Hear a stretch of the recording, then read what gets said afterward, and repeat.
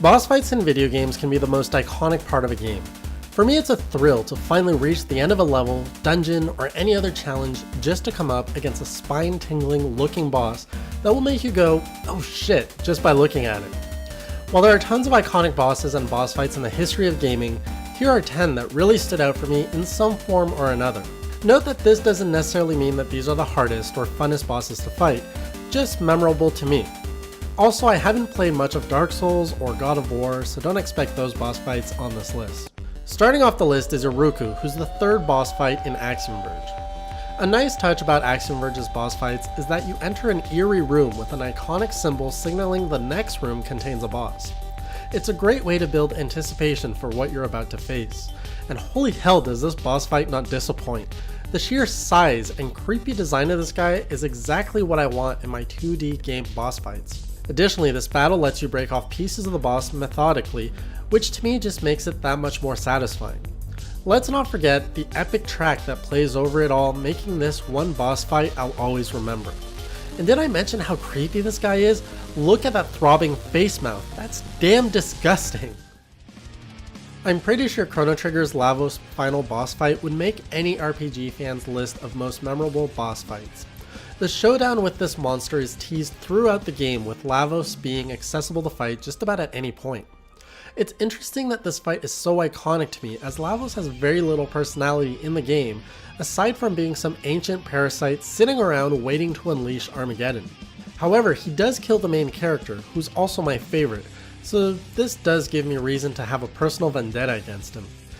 Anyways, I remember getting ready to finally take on this beast, only to find out his true form is found inside the shell we see him in throughout the game. The battle starts off with one of the most epic, invigorating soundtracks that gets you pumped to beat this Frieza wannabe down. The battle gets even more intense when he finally falls, only to transform into a new, harder form with a more desperate soundtrack playing. It was an absolutely satisfying end to a great game that still stands as one of my favorite RPGs to this day.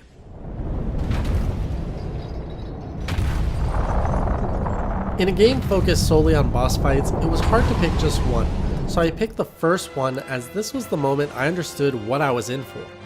This is the battle that has you playing around with the game's mechanics, just trying to figure out how you're going to fight these things. The game builds up the mood so perfectly just before the fight too. The music gets slow and eerie as you scale the first wall, about to uncover the first of the giant beasts you'll be slaying throughout the game. Upon arriving at the top, a short cutscene plays, revealing an absolutely massive boss. At this point, I still didn't know the basic formula or strategies to take these guys down, so figuring out how you have to climb them and stab them in specific places was really fun and rewarding. When you land a key blow against the Colossus, the music changes to the iconic theme, sending goosebumps all over my arms. When you finally reach the top of the head, you have to pull back your sword and thrust it as hard as you can into its skull to inflict as much damage as possible, which is so stressful since you're also trying to hang on not to fall off. I've been waiting for you, Star Fox. Oh, Star Fox Zero, one of the Wii U's black sheep. I don't care what people think about this game, I had a blast with it, and the final boss of the game was an incredible experience for me. It's kinda silly to say, but the fight with Andross is what forced me to understand the controls of Star Fox Zero.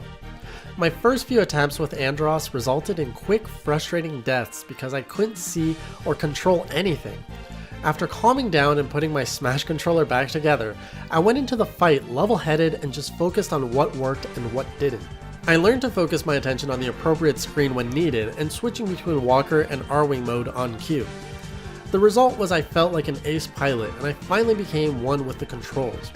I played the whole game over again after this boss fight, and it was a whole new exhilarating experience.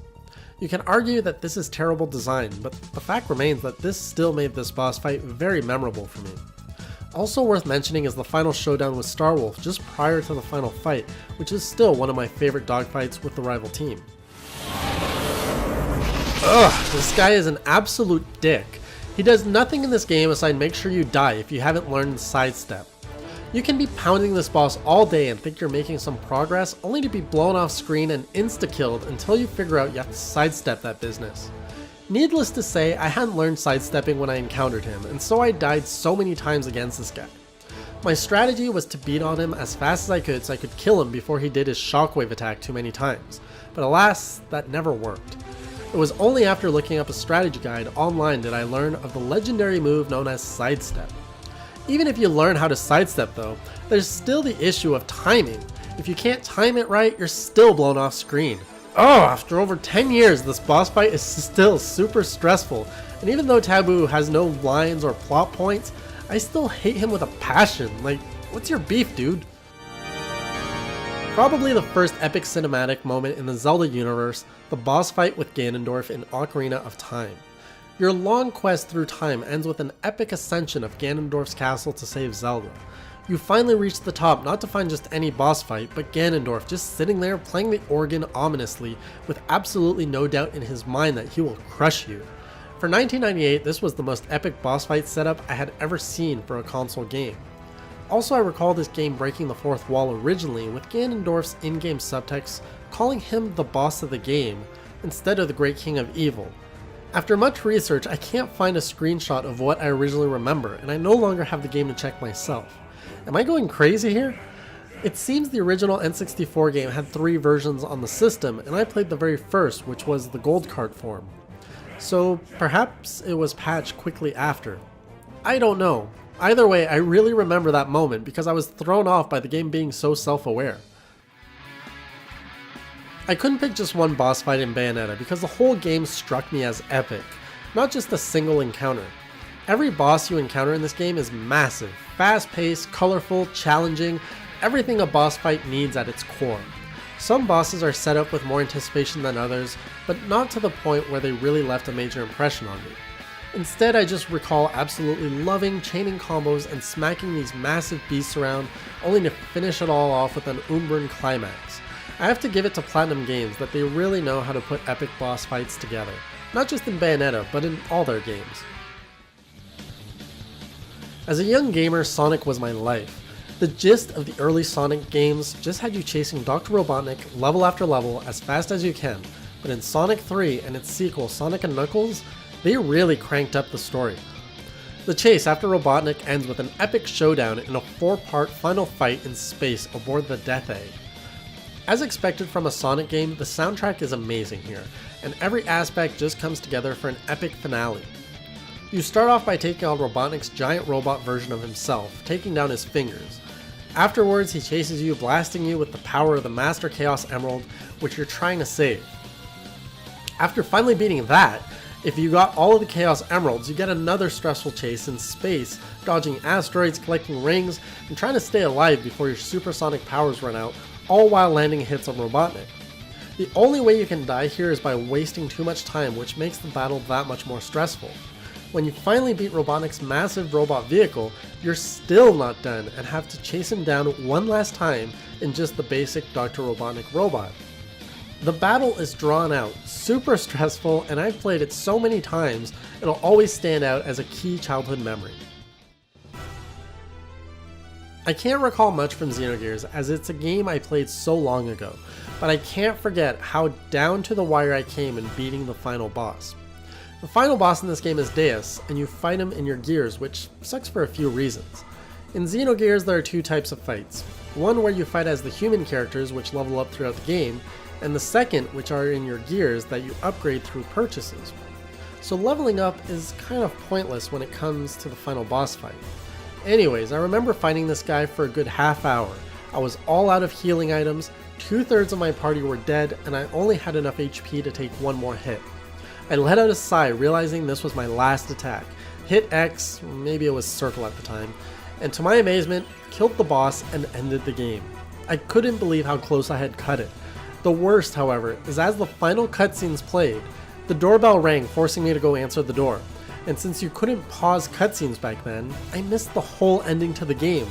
I was so scared of going through that long boss fight again and fail, that to this day I haven't attempted to beat the game a second time, and I still don't know how the game ends. Finally, my number 1 most memorable boss fight easily goes to Sephiroth in Kingdom Hearts. This has got to be one of the hardest boss battles in history, and I am proud to say that after much grinding, I did defeat him. Sephiroth is an optional boss in the game and doesn't hesitate in beating you down quickly. To make it worse, his health gauge is freaking huge. Even if you're good at the game, it's still a long grind to beat him down and requires a ton of major healing items. I fought him and failed many times, but finally managed it somehow after grinding my characters to level 90.